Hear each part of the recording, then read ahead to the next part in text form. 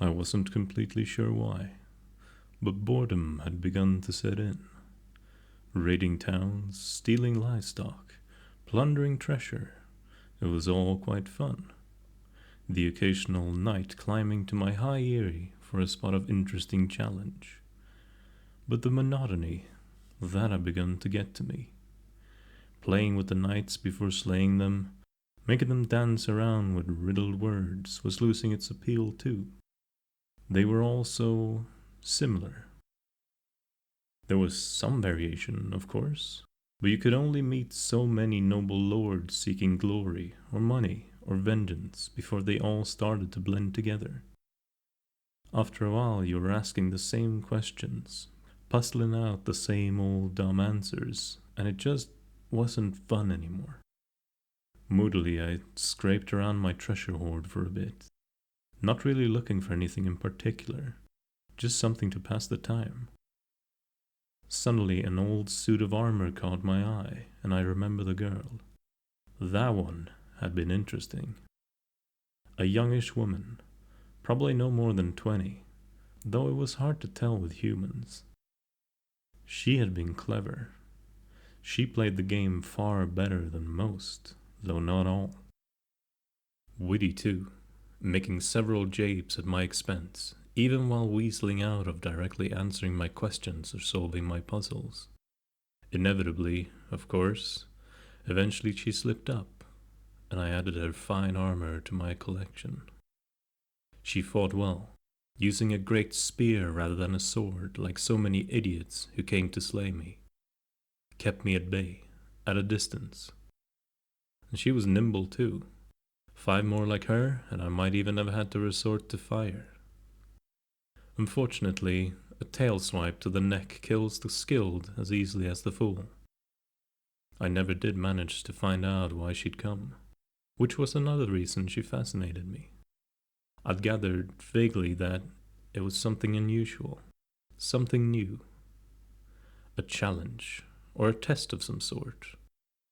Though who had set such a test and why she would go through with it, I'd never know. Thinking about her, I began to wonder if there were many other people as intriguing as her, and they simply possessed the common sense not to walk into a dragon's den. I'd never find out staying up here. A grin split my fanged jaws, and a trickle of smoke rose from my mouth. Now that just might be interesting. Gently picking up the woman's armor, I clambered off the pile of gemstones, and I began to change. It was an odd sensation, shrinking. Weirder still, the gradual sinking of scales, horns, wings, and tail back into my body. I had heard of this trick before, and racial memory amongst dragons being strong, I had a good idea how to go about it. But actually experiencing it left me gasping. I found myself trembling on hands and knees. Long raven hair fell past my face. My skin was so soft. The knobbly stone floor dug in a most unpleasant fashion. Cautiously rising to my feet, I winced as a particularly sharp rock dug point first into my heel. Blood began to warm my foot. How do creatures this fragile even survive? Finding a seat on one of the least uncomfortable looking of my treasures, I began to pull on the woman's armor. The cloth of the undergarment felt quite nice against my skin, cutting out some of the cold, and I began buckling on bracers, boots, and greaves. The breastplate, I realized, might be a problem. Setting aside the fact that it looked the sort of thing somebody else was supposed to help you get into, there was also an insignia. It had been a while, but not so long that nobody would ask questions if I showed up bearing the insignia of a dead noble lady lost to a dragon. I decided the leather undergarments would have to do, and set about looking for something I could use to craft a coin purse. Whatever else I was while doing this, I was not going to be poor. Tying a fat purse to my belt, I caught my reflection in a large gold ornament. Striking blue eyes, the only concession to my former appearance, stared back at me. I smiled. I do believe I look rather good. Selecting a moderately sized dagger from my collections, I performed a series of gestures over my treasure and at the mouth of the cave, curses upon the gold and barriers upon the entry. Stepping out into the cold, I realized, belatedly, that I probably should have made the change after getting down the mountain, rather than before. Grumbling to myself and conjuring a fireball for both light and warmth, I made my trek down the slopes. The foothills of the mountain were more hospitable. Green foliage, warmer climate, and more forgiving terrain. I'd always thought it looked rather nice in daylight, but by firelight at night it took an ominous tone, casting weird shadows as though hinting at hidden dangers. I gritted my teeth and dispelled the fireball, hoping the moon would appear soon. I did have to be careful doing this. Magic or no, my body was now as fragile as one of theirs. If I got taken by surprise, or made a dumb mistake, I might actually die. And I felt something then that I hadn't felt since my early days as a hatchling. Fear. It was exhilarating. Like the fights before I grew old enough and strong enough to annihilate all challengers. When I actually thought it was possible I might lose. The challenge. The thought came unbidden. Is this the challenge she hinted at? To pit yourself against the odds you might not be ready for and overcome them? A smile came to me and I forgot my fear. There was something of the dragon in you, my little friend. How many challenges had she overcome to find herself at my roost? What stories might she have been able to tell me of battles fought and won, odds overcome? I began to regret having to kill her. Finding myself growing weary, I found a thicket to lay down in and made a bed of soft things.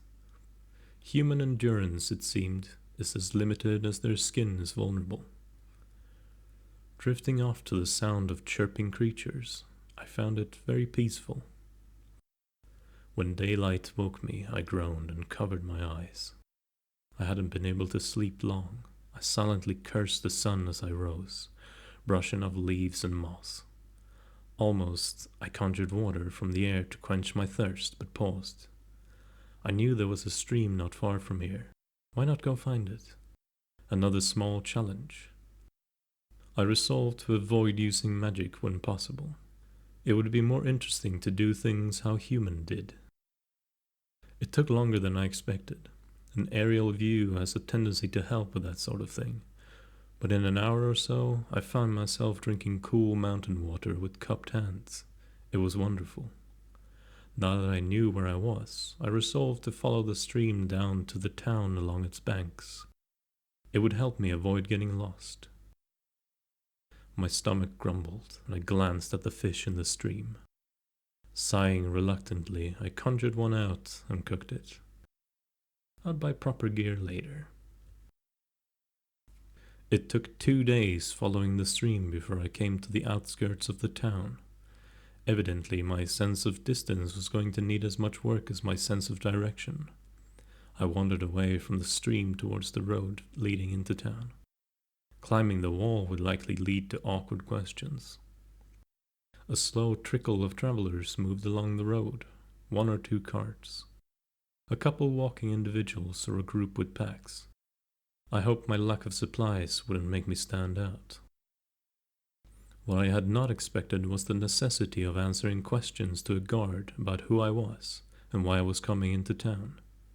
It seemed an odd custom, but questions were an old game for me. I am Taluya, a traveler. He marked something into a ledger he carried. Your business? I've lost my supplies in the wilds. I've come to buy new ones. The guard nodded and marked something else down. I considered asking a question about the village living so close to a dragon lair, but he was already waving me on and turning to the next person, so I bit my tongue. It was interesting to see the streets of the village from this perspective. Normally my visits involved fire, carnage, and many, many screaming people scurrying about like ants. To see it peaceful was surreal. I wandered around, not really looking for anything in particular, until I stumbled on the site where one of the buildings I destroyed on my last visit had been. There was a young man, evidently taking a break from his work, rebuilding it. I suppose it made a certain sort of sense, though I'd never understood why they didn't move. Sure, my range was vast, but why make yourself such an easy target? I ambled over to the young man. "Rather nice storehouse you're building there," I said amiably. He started, evidently unaware of my presence, and briefly looked me up and down. A tight expression took his face. "Well," he said in a resigned tone, "someone has to rebuild it." I decided to play dumb. "Rebuild?" He nodded, a pained expression on his face. "A dragon attacked us not 2 months back. We're still working to repair the damage." I widened my eyes. "A dragon, you say?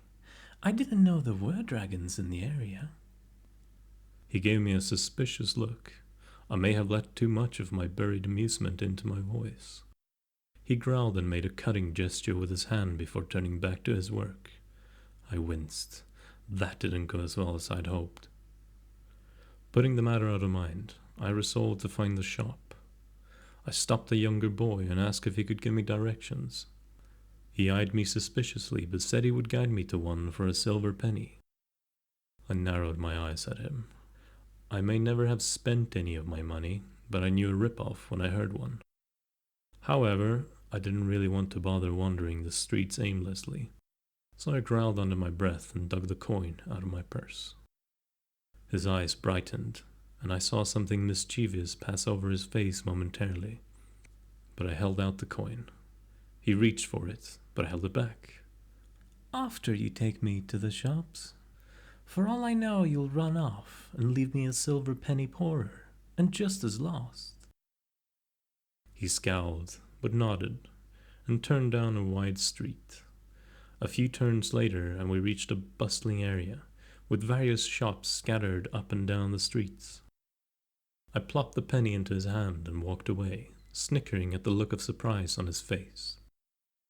Probably thought I wouldn't bother giving it to him once I got what I wanted. Shopping was, to be honest, not what I expected. All the merchants seemed to state outrageously high prices, and the customers outrageously low ones, and they went back and forth until they met somewhere in the middle. It was bizarre, to be honest. If they all know they're going to wind up in the middle, why the charade? When I tried it, though, it was actually rather fun. I mocked the quality of a very nice pack until you'd think the man was selling rags, and he talked as though it was made of silver inlaid silk and leather studded with gold. Picking up the basics wasn't difficult.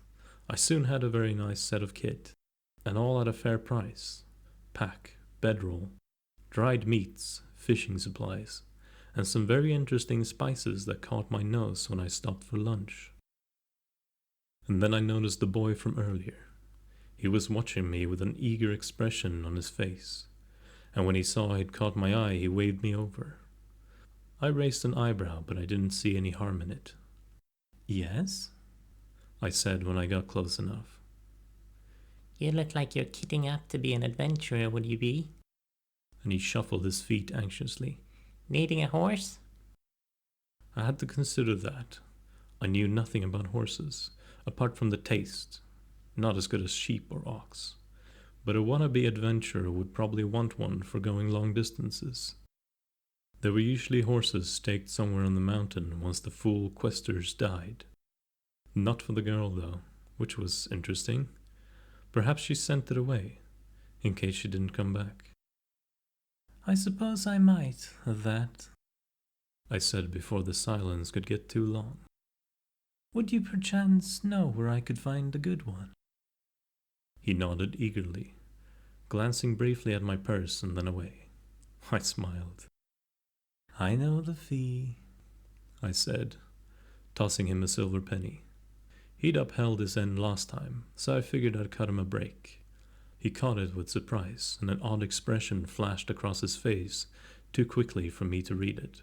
But he nodded, and pointed me towards a side street to the east. I followed. It was interesting to me how the city streets mimicked the vessels carrying blood. I'd noticed it while toying with a few meals. The big ones always seemed closer to the center, and they got thinner the closer you got to the extremities. Probably heading towards the edge of the city, I mused idly, as we wound through the even narrower streets. There was a cough behind me, close behind me, and I whirled in shock to find a man holding a knife approaching from behind.